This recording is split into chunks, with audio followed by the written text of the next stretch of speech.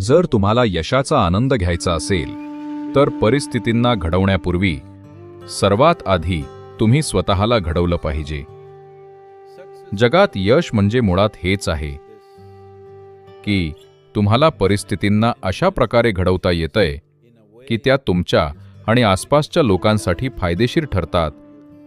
असं घडून येण्यासाठी सर्वात आधी तुम्ही स्वतःला घडवलं पाहिजे. ताणतणावाच्या पलीकडे, निराशा आणि हताशा यांच्या पलीकडे आणि सध्या तुम्ही जसे आहात त्यापेक्षा वरच्या स्तराच्या स्पष्टतेसाठी स्वतःला घडवलं पाहिजे.